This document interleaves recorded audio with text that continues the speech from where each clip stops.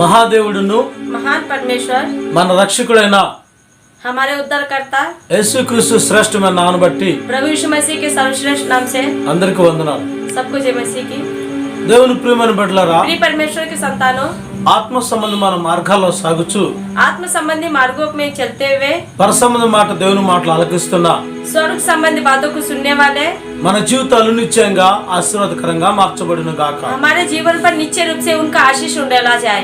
దేవుని ప్రియమైన బిడ్డలారా, प्रिय परमेश्वर के लोगों, ఈ రోజు आज के दिन మన దేవుని సన్నిధిలో हमारे परमेश्वर के सानिध्य में మనం వేసే ప్రతి అడుగు, ప్రతి ఆలోచన, ప్రతి దృష్టి, ప్రతిదీ దేవునికి ఇష్టకరమైనదిగా ఉండి తీరాలి।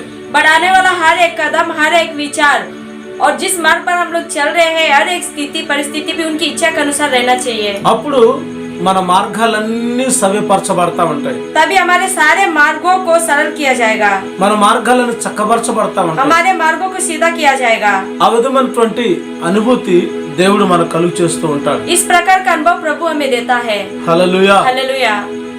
సామెతల గ్రంథం 3వ అధ్యాయము 6వ వాక్యాన్ని ఒకసారి మనం చదివినప్పుడు, नीति वचन 3रा अध्याय 6वें वचन को जब हम एक बार पढ़ते हैं तो చదువుదాం।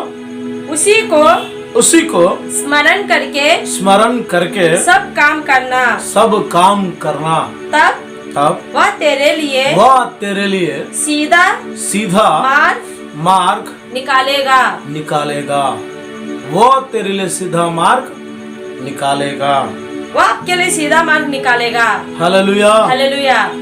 నీ ప్రవర్తన అంతటి మీద अपनी सारी चाल चलन पर ఆయన అధికారానికి నువ్వు అప్పచెప్పుకో। उसके अधिकार में सौंप दो। ఎప్పుడైతే మన ప్రవర్తన అంతటి మీద దేవుడు అధికారం చేస్తాడో, अब जब उनको स्मरण करके पूरे काम करोगे और उन कार्यों पर उनका अधिकार रखोगे, ఆ అధికారిగా దేవుడు మన పనుల మీద ఉన్నప్పుడు, जब वो अधिकारी के रूप में जब हम कोई भी कार्य करते तो प्रभु हमारे पक्ष में रहेगा, तो అప్పుడు ఆయన మన త్రోవలన్నీ సరళం చేస్తాడని చెప్తూ ఉన్నది। तब वो हमारे हर एक मार्ग को सीधा और सरल करेगा करके बताया जा रहा है। గనుక మనం ఈ విశ్వాస యాత్రలో సాగుతున్న మనం इसलिए इस विश्वास की यात्रा में बढ़ने वाले हम మన ప్రవర్తన విషయంలో చాలా జాగ్రత్తగా ఉండి తీరాలి। हमारे चाल चलन पर सावधान पूर्वक रहना है। ప్రవర్తన చాలా ముఖ్యం। हमारे चाल चलन जो है उसको ध्यान देने की आवश्यकता है। మన మాట, మన దృష్టి, మన ప్రతిదీ కూడా, వినికిడి అన్ని కూడా ఆటి విషయంలో మనం జాగ్రత్తగా ఉండి తీరాలి। बात करने का तरीका और हमारी दृष्टि हर एक विषय में सावधान रहना है और पीछे नहीं हटना है। అయితే దేవునికి ఇష్టకరమైనటువంటి ప్రవర్తన మనం జరిగించినట్లయితే, लेकिन अगर प्रभु की इच्छा अनुसार जब हम लोग चलेंगे तो నిశ్చయంగా మన ప్రవర్తన అంతటి మీద ఆయన అధికారం ఉన్నప్పుడు, निश्चय रूप से अगर हमारे सारे कामों पर उसका अधिकार रहेगा तो మన త్రోవలన్నీ సరళం చేయబడతాయి। हमारे सारे मार्ग सीधा किया जाएगा। జీవితంలో ఏది ఇది నష్టం అయిపోయింది, ఇది ఫెయిల్ అయిపోయింది, ఇక్కడ తొట్టిల్లిపోయింది అని ఏది ఇంకా ఉండదు। जीवन में ये काम सफल हुआ है, ये काम असफल हुआ, इसका कारण नष्ट हुआ है करके इस बात का गम कभी नहीं होगा। మన యొక్క సత్ప్రవర్తన ద్వారా దేవుడే మన త్రోవలన్నీ సరళం చేస్తూ ఉంటాడు। हमारे अच्छे कामों के द्वारा प्रभु ही हमारे सारे मार्गों को सीधा करेगा। కానీ కొన్ని సమయాల్లో మన త్రోవలన్నీ ఆటంకాలు, అవరోధాలు ఎక్కువ ఎదురవుతా ఉంటాయి। लेकिन कुछ समयों में जिस मार्ग पर हम लोग चलते हैं उस पर अनेक प्रकार के आतंक उत्पन्न होता है। అయితే ఆ త్రోవలో సరళం లేకుండా బంద్ అయిపోతా ఉంటాయి। लेकिन तो इससे जिस मार्ग पर हम चलते हैं उस मार्ग में जाने के लिए कोई सीधा रास्ता नहीं అయితే मिलता। దేవుడు అంటున్నాడు, तो प्रभु बोलता है, నీ ప్రవర్తన అంతటి విషయంలో अपने నా అధికారాన్ని పెట్టు, अपने सारे कामों के निमित्त मेरा अधिकार रखो, నా అధికారంలో నువ్వు నిలబడు, मेरे अधिकार में तू खड़ा रहना, అప్పుడు నీ త్రోవలన్నీ నేను క్లియర్ చేస్తానని तब చెప్తున్నాడు। तुम्हारे सारे मार्ग को मैं सीधा करूंगा और सही करूंगा करके प्रभु बोल रहा है। హల్లెలూయా। हालेलुया। ఈ రోజు మన త్రోవలను చక్కబడినట్లుగా, आज के दिन हमारे सारे मार्ग सीधा हो, మన యొక్క యాత్రలో అంత సవ్యం జరిపించబడినట్లుగా, हमारी सारी यात्रा सुविधा पूर्वक हो, నిశ్చయంగా మనం ఏం చేయాలంటే तो इसके लिए निश्चय रूप से हमें क्या करना चाहिए? మన దేవునికి ఆ అధికారం అప్పచెప్పాలి। हमारे प्रभु को इसका अधिकार देना है। మన దేవుడు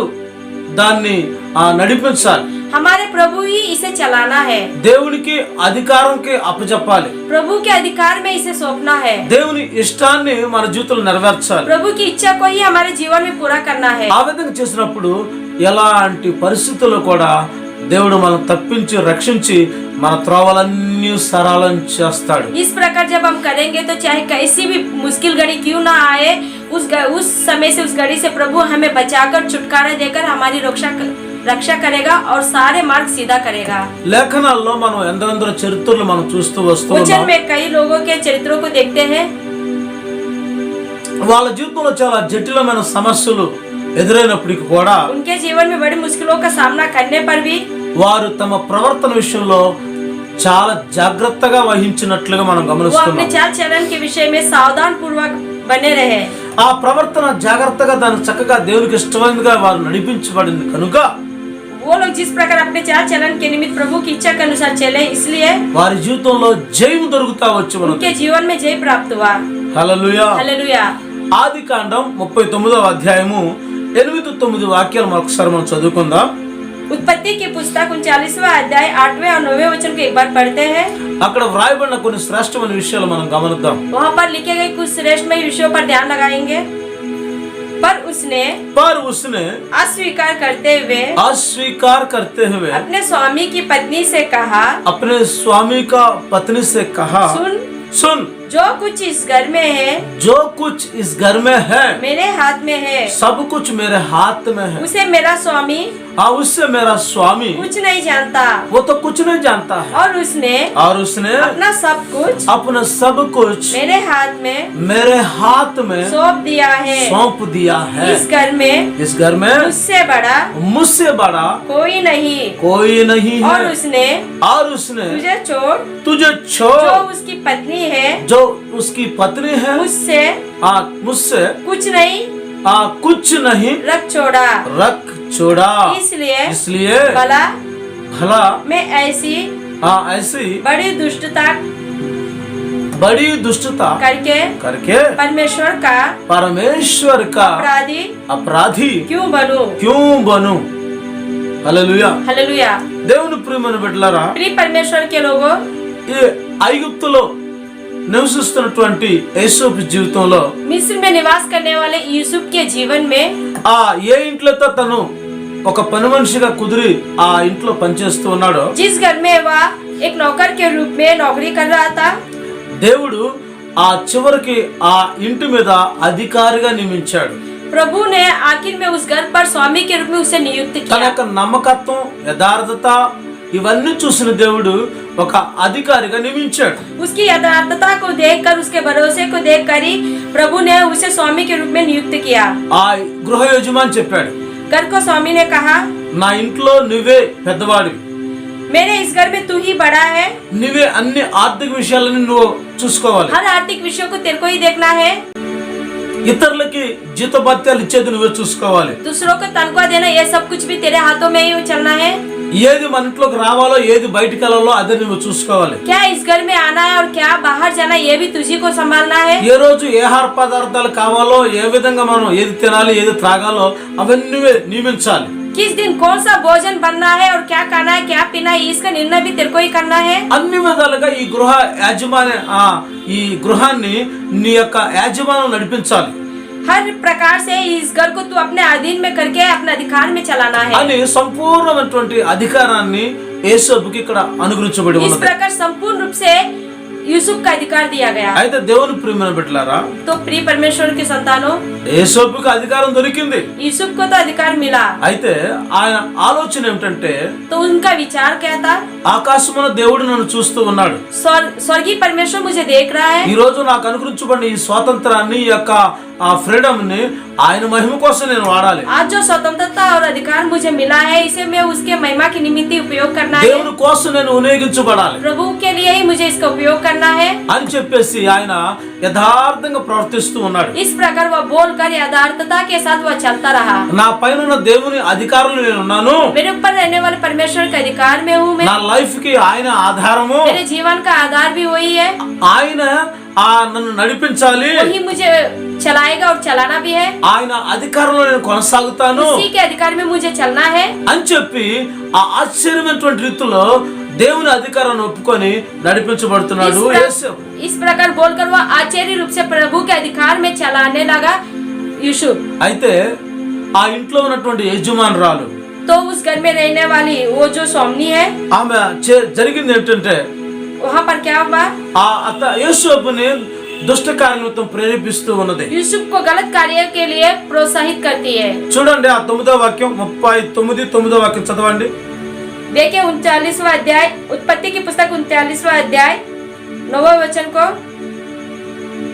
इस घर में मुझसे बड़ा कोई नहीं और उसने तुझे छोड़ जो उसकी पत्नी है मुझसे कुछ नहीं रख छोड़ा, इसलिए भला मैं ऐसा बड़ी दुष्टता करके परमेश्वर का अपराधी क्यों बनूं? నువ్వు తప్ప ఇంట్లో సమస్త అధికారం నాకు అనుగ్రహించబడి ఉన్నది. आपको छोड़कर इस पूरे घर पर मुझे अधिकार प्राप्त है. అంటే నువ్వెవరు అంటే నా యజమాని భార్య. इसका कारण क्या है? आप मेरे स्वामी की पत्नी हो.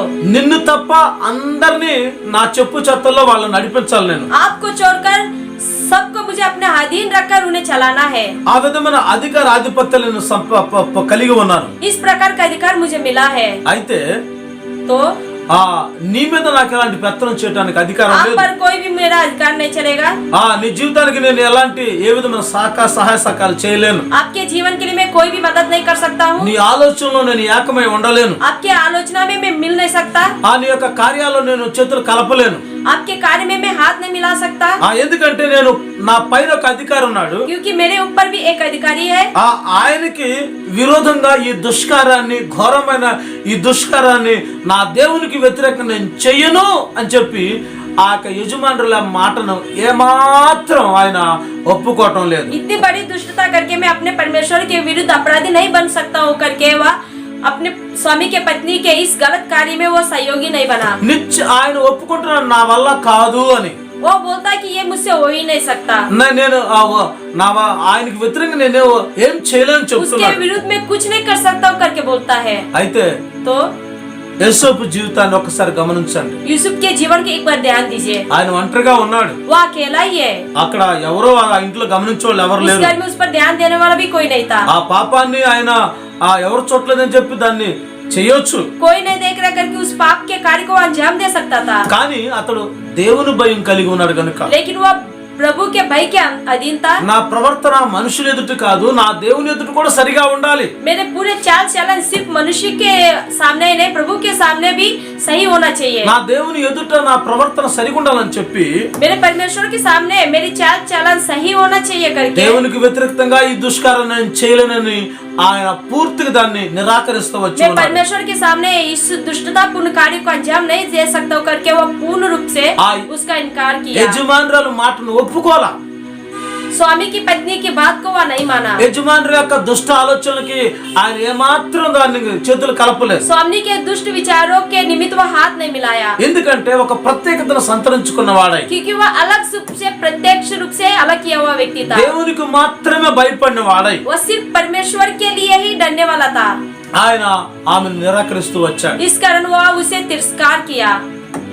దేవుని ప్రియమైన బిడ్డలారా, परमेश्वर के संतानों, మన నిజ జీవితంలో కూడా हमारे निज जीवन में भी అట్లా మనం యథార్థత విషయంలో జాగ్రత్తగా ఉండాలి. इस प्रकार यथार्थता पूर्ण जीवन के लिए सावधान रहना है. అయితే యేసేపు ఎంత ఖచ్చితంగా ఉన్నప్పటికీ, तो यूसुफ इतनी सच्चाई के साथ रहने के बावजूद చివరికి మొత్తానికి ఆ అబద్ధ సాక్ష్యాన్ని బట్టి పగ ప్రతీకారాల మధ్యలో అతను జైలుకి వెళ్ళడం జరిగింది. आखिर में झूठी गवाहियों के बलबूते पर उसे जेल भेजा गया.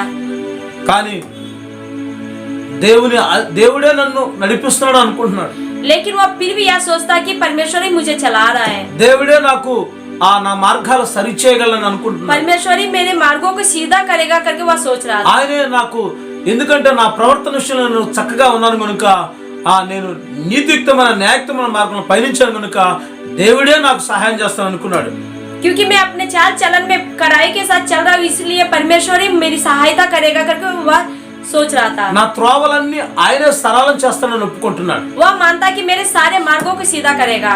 ఆ విధమైన కార్యాన్ని బట్టి इस प्रकार के कार्य के लिए ఏం జరుగుతా వచ్చి ఉందంటే क्या हो रहा है, ఆయన మొత్తానికి జైలు పాలైపోయింది జీవితం. पूरी तरह से उनका जीवन जो है जेल में डाला गया था। అయినప్పటికీ తన యథార్థతను వదలలేదు. फिर भी वो अपने यथार्थता को नहीं छोड़ा। తన కలవటానికి వచ్చే వాళ్ళకు కూడా నిర్దోషమైన మార్గాలను నేర్పుతూ వచ్చి ఉన్నాడు. जो भी उससे मिलने के लिए आते हैं उन्हें भी निर्दोषता पूर्ण मार्ग ही उनको दिखा रहे थे। చివరికి జైల్లో కూడా ఆయన అధికారిగా పిలువబడుతూ వచ్చి ఉన్నాడు. आखिर जेल में भी उसे अधिकारी के रूप में बुलाया गया। ఆ విధంగా దేవుడు తన యథార్థతను బట్టి నీతిని బట్టి తనతో ఉండి ఆయన తన మార్గాలన్నీ సరళం చేస్తూ వచ్చాడు. इस प्रकार प्रभु ने उसके सही चाल चलन के निमित्त और धार्मिक कार्यों के निमित्त उसके पूरे मार्ग को सीधा किया। అయితే ఈ జైల్లో ఉన్న తర్వాత అక్కడున్న ఇద్దరు యొక్క తోటి ఖైదీలకి వాళ్ళ స్వప్నాల అర్థాలు చెప్పి तो जब जेल में ये जब रह रहा था तो उसके साथ रहने वाले दो कैदियों को उनके सपनों का अर्थ बताकर వాళ్ళకి ఏ విధంగా చెప్పాడో అలాగే జరుగుతూ వచ్చింది.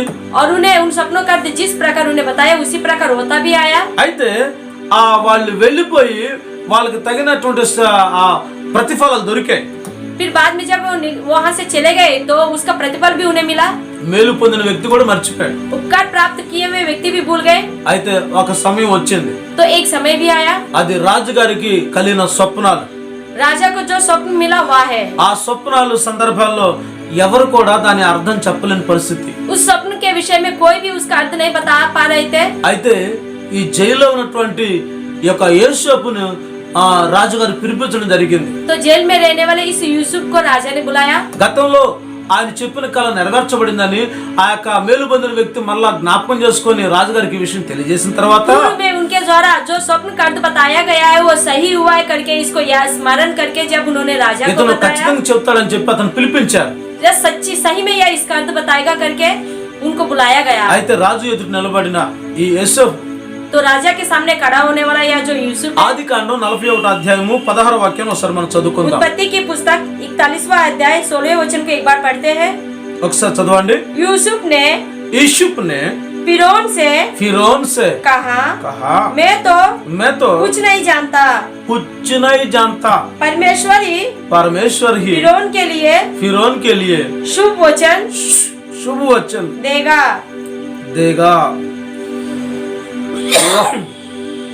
యేసోపు నా వల్ల కాదు. यूसुफ बोलता है कि यह मुझसे नहीं हो सकता. దేవుడే ఫరోకు క్షేమకరమైన ఉత్తరం ఇచ్చును గాక అని చెప్తున్నాడు. परमेश्वर ही फिरौन के लिए शुभ वचन देगा करके बोल అంటే रहा है. అర్థం ఏంటంటే इसका अर्थ क्या है? నువ్వు కలలు బాగా చెబుతావా, కలలకు అర్థాలు చెబుతావంట. आप सपनों का अर्थ सही बताते हो. నువ్వు ఎడ చెప్పి అలా జరుగుతూ వచ్చింది. तू जो भी बोलता है वो सच होता है. నీ దగ్గర చాలా టాలెంట్ ఉంది. तेरे पास तो बहुत ही टैलेंट है. నీ దగ్గర చాలా వరాలు ఉన్నట్టున్నాయి. तेरे पास बहुत वरदान है. నీ దగ్గర దేవతల ఆత్మ పనిచేస్తున్నట్టున్నది. तुम्हारे पास स्वर्गदूतों की आत्मा काम कर रहा होगा. నువ్వు అట్లా చెప్తావని నేను విన్నాను. तुम इस प्रकार बताओगे करके मैं నా सुना. కలలకు నువ్వు అర్థం చెప్పాలి. मेरे सपनों का अर्थ तुम्हें बताना है. అయితే ఈ విధంగా రాజు పొగుడుతా ఉంటే इस प्रकार जब राजा उसकी तारीफ करता है, యేసోపు అంటాడు यूसुफ बोलता है నా వల్ల కాదు, मुझसे नहीं हो सकता, నేను కలలు చెప్పి అంత టాలెంట్ ఏం కాదు मैं నాకు. कुछ नहीं कर सकता और सपनों का వాటి अर्थ भी मैं అర్థాలు बता नहीं చెప్పేటువంటి सकता. ఆ యొక్క అనుభూతి నా జ్ఞానం వల్ల వచ్చిందేం కాదు. उसके अर्थ उसका जो अर्थ है उसको बताने का अनुभव भी मेरे द्वारा नहीं है. నా వల్ల కాదు, ये मुझसे हो ही नहीं सकता. నువ్వు చెప్పిన కళకి అర్థం నేను చెప్పలేను आप जो भी स्वप्न बताओगे उसका अर्थ मैं बता ही नहीं सकता. అని ఒప్పుకుంటూ ఉన్నాడు. तो यह कहकर यूसुफ मान लेता है. తను తగ్గించుకున్నాడు. अपने आप को घटाते हुए తన గురించి తను ఏమీ గొప్పలు చెప్పుకోలేదు. अपने विषय में कोई बड़ा बात नहीं बोलता. ఏమంటున్నాడంటే वह क्या बोलता है? దేవుడే ఫరోకు క్షేమకరమైన వర్తమానం ఉత్తరం ఇచ్చునని చెప్తున్నాడు. परमेश्वरी फिरौन को शुभ वचन देगा करके बता रहा है. హల్లెలూయా. హల్లెలూయా. అంటే తన ప్రవర్తన విషయంలో ఎలాంటి గొప్పలు చెప్పుకునే విధానం కనపడలేదు, కానీ దేవుణ్ణి హెచ్చిస్తూ ఉన్న అనుభూతి. इस प्रकार वह अपने विषय में कोई बड़ा बात तो नहीं बोलता है, लेकिन परमेश्वर के द्वारा ही होगा करके वो बोल रहा है. తన లైఫ్ లో దేవుణ్ణి హెచ్చిస్తూ వస్తూ ఉన్నాడు. अपने जीवन में वो परमेश्वर की बड़ाई करता है, దేవుణ్ణి గొప్ప చేస్తూ ఉన్నాడు. परमेश्वर को ही महान कर रहा है. తనదేం చెప్పుకోవటం లేదు. वह यह मेरा है करके नहीं बोल रहा నాకు है. ఆ వరాలు ఈ వరాలు ఈ టాలెంట్ ఉంది ఆ టాలెంట్ అని చెప్పుకోవట్లేదు. मेरे पास ये वरदान है वो वरदान है, मैं ये उपयोग कर सकता हूँ वो उपयोग कर सकता हूँ करके तो नहीं बोल रहा है. దేవుడే ఫరోకు క్షేమకరమైన ఉత్తరం ఇచ్చునుగాక అంటున్నాడు. परमेश्वर ही फिरौन को शुभ वचन देगा करके बोल रहा है। అంటే దేవుని ప్రియమైన బిడ్డలారా, प्रिय परमेश्वर के लोगों, యేసోపు జీవితంలో यूसुफ के जीवन में ఏదైనా ఒక అద్భుతం ఆశ్చర్యం జరగాలంటే, अगर कोई भी अद्भुत या आश्चर्य कार्य होना हो तो అది నా వల్ల కాదు, वो मुझसे नहीं हो सकता। దేవుడే మీకు అనుగ్రహించాలని ఒప్పుకుంటున్నాడు. परमेश्वर ही आपको अनुग्रह करेगा करके वो मान रहा है। అందుకనే దేవుని హెచ్చించినటువంటి తన జీవితంలో इसलिए परमेश्वर की बढ़ाई करने वाले उसके जीवन में ఆ ఎంతో శ్రేష్టమైన అనుభూతి తనకు దొరుకుతా వచ్చి श्रेष्ठमय अनुभव उसको मिलता रहा। ఆఖరికి आखिर में ఆ యొక్క కలభావం చెప్పడం జరిగింది. स्वप्न का अर्थ बताना होता है। అంతా ఎరిగి ఉన్న రాజు पूरा जानने के बाद राजा చివరికి యేసోపునే తను చెప్పిన స్వప్నానికి తగినట్లుగా ఒక గొప్ప అధికారిగా నియమించాడు. यूसुफ के बताए स्वप्न के अर्थ के अनुसार उसे जो योग्यता सम्मान मिलना चाहिए था, उस योग्यता और सम्मान के अनुसार उसे एक बड़े अधिकारी के रूप में नियुक्त किया गया। ఆహారపు నిల్వలన్నిటికీ గొప్ప అధికారిగా నిలిపాడు. पूरे भोजनालय पर उसे एक बड़े अधिकारी के रूप में नियुक्त किया गया। ఆ ఆర్థిక మంత్రిగా తను చేస్తూ వచ్చాడు. आर्थिक मंत्री के रूप में उसे नियुक्त किया गया। అన్ని ఆ కూడబెట్టే కొనేది అంతా కూడా యేసోపు ద్వారా జరుగుతా వస్తుంది. बचा के रखना, बेचना, ये सब यूसुफ के द्वारा ही हो रहा था। ధాన్యాన్ని కొనటం కూడా యేసోపు ద్వారా జరుగుతా వచ్చు. अन्न को खरीदना भी यूसुफ के द्वारा हो रहा था। హల్లెలూయా. हालेलुया। ఆ విధంగా యేసోపు అధిక ఐగుప్తులనే ఒక అధికారాధిపత్యం కలిగి జీవిస్తూ इस వచ్చాడు. प्रकार यूसुफ मिस्र देश में एक अधिकारी के रूप में अधिकार प्राप्त करके जी रहा था। తన కష్టకాలం మర్చిపోయాడండి. वो अपने मेहनत के दिनों को भूल गया। గుంటలో పడేసిన యేసోపు गड्ढे में गिरा हुआ यूसुफ పోతీఫర్ ఇంట్లో శోధన సమయాల్లో ఆ అబద్ధ సాక్ష్యాలు చెప్పి ఆయన జైల్లో వేయబడ్డాడు. पोतीफर के घर में झूठी गवाही के बलबूते पर उसे जेल में भी डाला गया था। అందులో శోధన మధ్యలో కష్టాల మధ్యలో నడుస్తూ कई వచ్చాడు. प्रकार के क्लेश और कष्टों में भी वो चलता आया। అయితే ఈ మార్గాలన్నీ కూడా కష్ట నష్టాలతో నిండుకుని ఉంటాయి. तो इनके सारे मार्ग जो है कष्ट और क्लेशों से भरा हुआ था। అయితే తన ప్రవర్తన మాత్రం చాలా జాగ్రత్త ఉంది కనుక फिर भी वो कड़ी चाल चलन के साथ चलने के कारण చివరికి అంతిమ జయం యేసోపుకు దొరికింది. आखिर में अंतिम विजय यूसुफ को ही प्राप्त తన हुआ। మార్గాలన్నీ దేవుడు సరళం చేశాడు. उसके सारे मार्गों को प्रभु ने सीधा किया। ఐగుప్తులను అధికారిగా మార్చాడు. मिस्र देश में अधिकारी के रूप में नियुक्त किया। హల్లెలూయా. हालेलुया। ఈ రోజు దేవుని ప్రియమైన బిడ్డలారా, आज के दिन प्रिय परमेश्वर నీ के लोगों, వ్యక్తిగత జీవితాల్లో आपके व्यक्तिगत जीवन में నీ ప్రవర్తన అంతటి మీద దేవుని అధికారం చలాయించబడును आपके గాక. पूरे चाल चलन और काम पर प्रभु का अधिकार हो। నిశ్చయంగా నీ జీవితంలో కూడా ఆయన అధికారం చేసి నీ మార్గాలన్నీ సరళం చేయడానికి సిద్ధంగా ఉన్నాడు. निश्चय रूप से आपके जीवन में भी वो अधिकारी के रूप में रहकर आपके मार्ग को सीधा करने के लिए तैयार है। నీ మార్గాల్లో అది వివాహ జీవితమైనా, ఉద్యోగ సంబంధమైన విధానమైనా, నీ భవిష్యత్తు అయినా, నీ విద్య అయినా, నీ ప్రతి పరిస్థితిని కూడా మార్చగలిగిన వాడు, సరళం చేయగలిగిన వాడు నా దేవుడు. आपके जीवन में चाहे वह विवाहित जीवन क्यों ना हो, पढ़ाई का जीवन हो या जॉब का जीवन हो, चाहे कैसी भी जीवन क्यों ना हो, आपके सारे मार्ग पर प्रभु रहकर आपके सारे मार्ग को सीधा करने के लिए वह तैयार है। నీ ప్రవర్తన విషయంలో నువ్వు జాగ్రత్తగా आप अपने चाल चलन पर सावधान रहना है। నీ ప్రవర్తన మీద ఆ దేవుణ్ణి అధికారిగా పెట్టు. अपने चाल चलन और कामों पर प्रभु का अधिकारी के रूप में తర్వాత ठहरा। నీ మార్గాలన్నీ సరళం చేయబడతాయి. बाद में आपके पूरे मार्ग को सीधा किया जाएगा। దేవుని ప్రియమైన బిడ్డలారా, प्रिय परमेश्वर के लोगों, ఇంకా లేఖనాల్లో మంచి యవనంతో ఉన్నటువంటి బిడ్డలు మనం ఆలోచన చేసినప్పుడు और वचन में योग रूप लेने वाले जब बच्चों के विषय में हम लोग ध्यान देते हैं तो బబులోను సామ్రాజ్యంలో బందీలుగా బానిస బతుకుతున్నటువంటి ఆ యొక్క దానియేలు విషయం మనం చదువుతున్నప్పుడు ये लोग पकड़े जाकर दास के रूप में वहां पर चले गए थे। షడ్రక్, మెషక్, అబేద్నగో, దానియేలు అనే ఈ నలుగురు ఆ యొక్క రాజు గారి దగ్గర ఉంటూ వస్తూ ఉన్నారు. शड्रक, मेशक, अबेदनगो, दानियल नामक ये चारों राजा के पास थे। అయితే రాజుగారు ఏం చేశారంటే तो राजा क्या करते हैं, వాళ్ళకి కల్దీల విద్యను అభ్యసింపజేశాడు. उन्हें कल्दियों की विद्या को उनको सिखाया जाता है। వాళ్ళు ఆ యొక్క కల్దీల యొక్క ఆచార సాంప్రదాయాల ప్రకారంగా వాళ్ళు పెంచాలని ఆశించాడు. कल्दियों की रीति रिवाज के अनुसार उन्हें बढ़ाना है करके इस आशा के साथ उन्हें रखे थे। తర్వాత వాళ్ళు తినే తిండి కూడా రాజుగారి యొక్క శ్రేష్టమైన భోజన పదార్థాలు తిని వాళ్ళు రాజు సంబంధ జ్ఞానవంతులుగాను అక్కడ ఆయన సన్నిధిలో నిలబడాలని ఆశించాడు. बाद में इन लोगों के खाने पीने के विषय में भी राजा जो कहते उसी का उपयोग करना है और बलवंत होकर राजा के सामने खड़े रहना है करके भी वो बोला। అయితే तो ఈ విధంగా ఆశించినటువంటి రాజుగారి సముఖంలో इस प्रकार आशा रखने वाले राजा के सम्मुख బబులోనికి రాబడిన ఈ నలుగురు బిడ్డలు बबलोन में आए हुए ये चारों बच्चे ఆ వాళ్ళు ఏం చేస్తే ఎలా బ్రతుకు చచ్చారంటే उन लोगों ने क्या किया और कैसे जीवन बिताया। రాజుగారు తినే ఆహార పదార్థాల్లో కొన్ని దోషాలు గమనించారు। राजा के खाने पीने के विषय में कुछ दोषों को उन्होंने देखा।